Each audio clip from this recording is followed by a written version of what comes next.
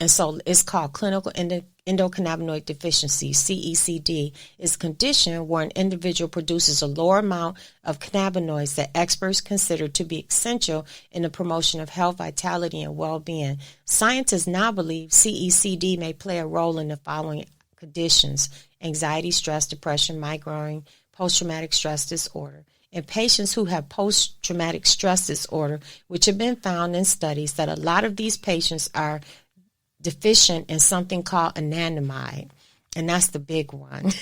That's the bliss molecule. Anandamide has been termed the bliss molecule and is one of the endocannabinoids that is released when we exercise. We will get to the science of this for sure. We'll get to it. Trust me. And so what I wanted to do is take us back a little bit because, this is part of a 5-part series. And so before we really get into the research, which I'm about to, I want you to think about this: the disappearance of wellness in modern society. We were a much healthier civilization. And I want you to just kind of think about this before we move forward.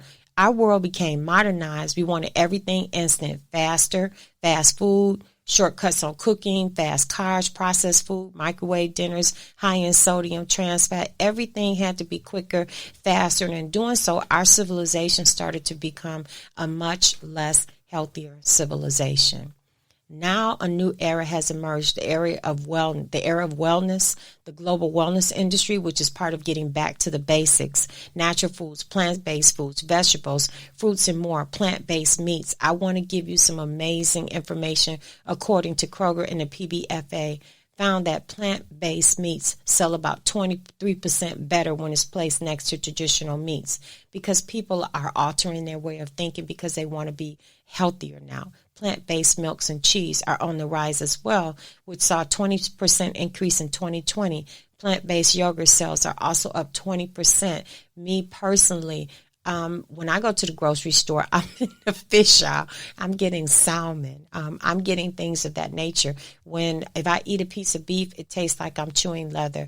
If I eat pork, if I was to try to eat pork, which I don't anymore, it tastes like something wild to me. There's a taste. And so when you wean yourself from eating certain foods and you just taste foods that you weaned yourself from, you can taste things that you never tasted before in those foods. And so when you start to recognize that once you change your eating habits to become healthier, you become a much healthier person. You move different. You think different. You don't have that clog in your brain where you can't think. You have more energy. Your energy lasts longer when you eat plant-based foods because it's a slow energy burn.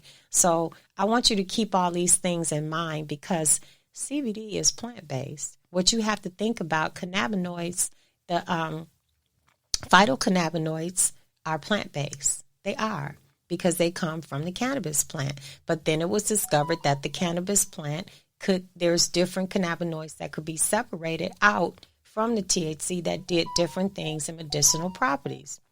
Well, this tells us the world wants, what all this is telling me, the world wants to get back to being healthy again, a healthier way of living and existing. This is where we arrive back at the endocannabinoid system, and we're going to take a deep dive. So let's look at our scientists who are responsible for this amazing discovery of the endocannabinoid system.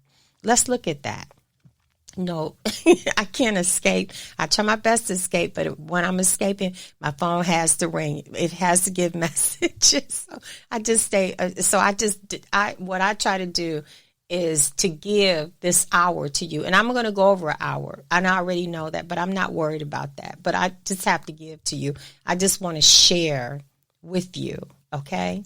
So let's go into the actual people. One of the actual three who discovered the endocannabinoid system and how it works. The first one was Lemire Haynes, who discovered the first endocannabinoid.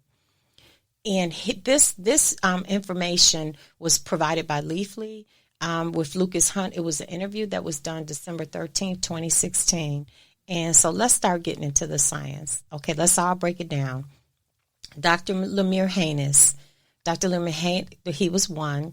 Dr. Lemire Haynes is a Czech analytic chemist and leading authority in the field of cannabis research. In 1992, he and William Anthony Devane isolated first and described the structure of the anandamide, an indigenous cannabinoid neurotransmitter. Okay, that's number one. The second was Dr. Raphael Mechoulam. He was an Israeli organic chemist and a professor of medicinal chemistry at the Hebrew University of Jerusalem in Israel. Mechoulam is best known for his work together with Y. Gayanani, C. Trips, and S. Benazera in the isolation structure, elucidation, and total synthesis of A9 tetrahydrocannabinoid, the main active principle of cannabis, and for the isolation and identification of the indigenous cannabinoids, anandamide from the brain, aracetamol, glycerol from peripheral organs, together with his students, postdoc, and collaborators. They did some amazing and are still doing some amazing work. Dr. William Devane, he made an extraordinary contribution to cannabis research. He discovered the CB1 receptors as a PhD student, and he discovered and named anandamide as a postdoc. For the past 10 years, he lived in Galway and spent time in Wellcome Trust Research Fellow in the laboratory of Professor David Finn. William Devane is now deceased, but he did amazing work, and we thank him for his contribution to the actual discovery of the CB1 receptors and the anandamide and his contribution to science. So let's get into it. So you hear about the runner's high. So the runner's highs come from a burst of anandamide. So patients who have PTSD, this is science, are found to have 50% lower rate of anandamide. So now we get to the science. So we're going to go into the interview now, the Leafly interview. We're going to go into that now that they did, Lucas Hunt did on behalf of Leafly. That was done December 13, 2016. And we're going to go into that. And remember, he first discovered the endocannabinoid system. And so it's good to know that. And so we all know efficacy is very important to me. So I went to the source, but I want you to listen to this article written December 13, 2016. This is an interview with Dr. Haynes, who discovered, again, I want you to remember the first endocannabinoid. 2017, well, let me see, this is 2021. Okay, so that's 29. This is the 29th anniversary of one of the most important discoveries in cannabinoid science. On March 24th, 1992, Lemire Haynes, a Czech analyst chemist, worked in Israel with American pharmacologist William Devane, isolated the first known endocannabinoid in the human brain. They named it the anandamide after the Sanskrit word for joy or bliss. So when you're happy, that anandamide is kicking in. Both researchers were working. Mr. Haynes still is at the Hebrew University of Jerusalem on the team of Ralph Mechoulam, the world's leading expert on cannabinoids. Nearly 3 decades earlier, in 1964, Mechoulam became the first to isolate tetrahydrocannabinol, or THC. It has been clear that the healing potential of the plant is stronger than isolated compounds on their own. That means the full plant, not just like when you take this cannabinoid and say, okay, this is CBN, this is CBG, this is CBD, but when it's all together, it's stronger.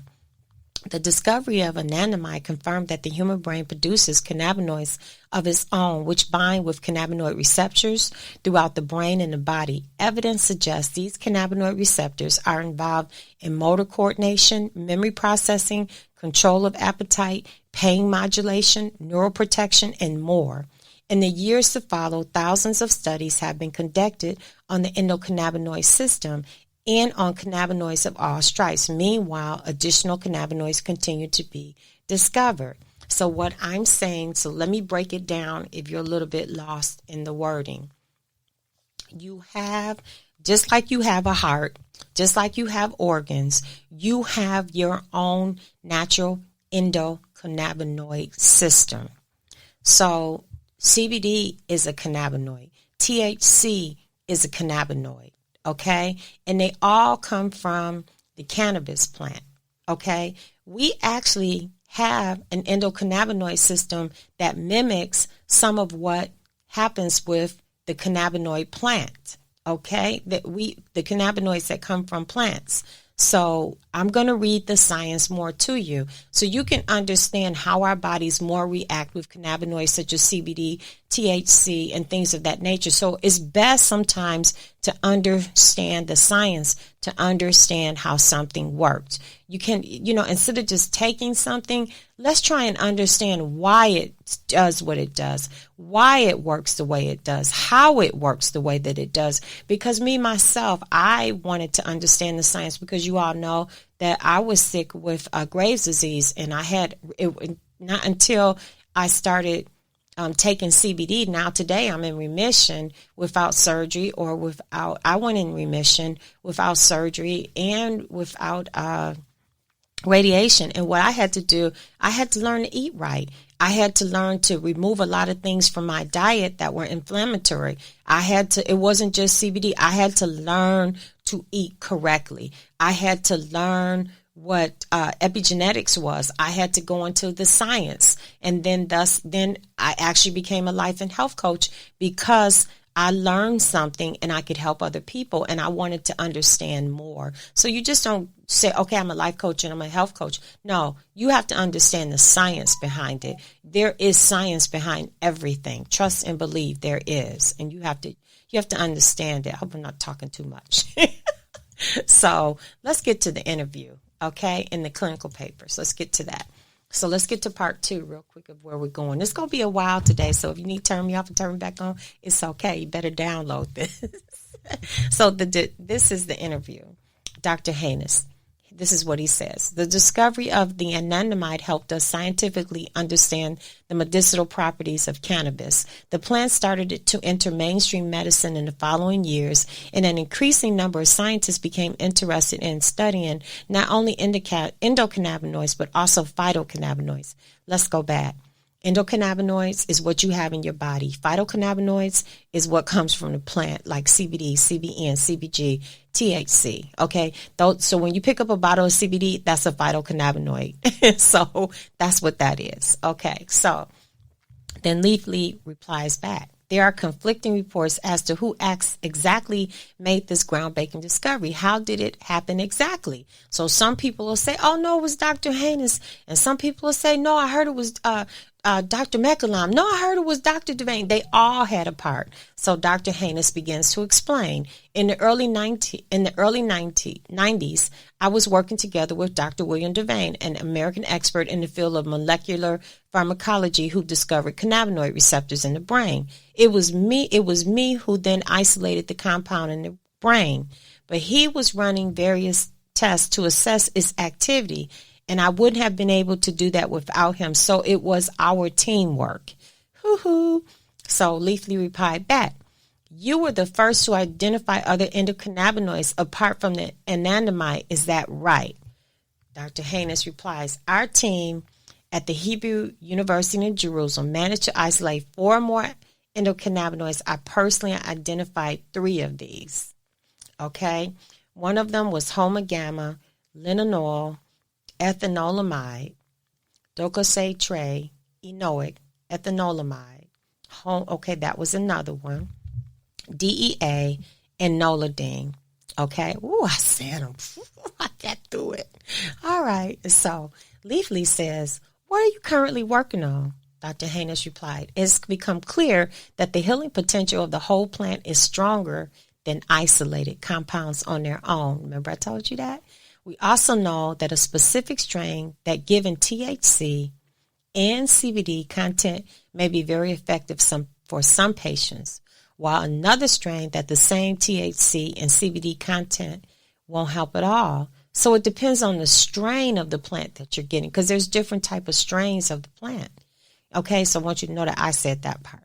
This means that there are other compounds found in cannabis that seem to be synergistically affecting the overall therapeutic effect.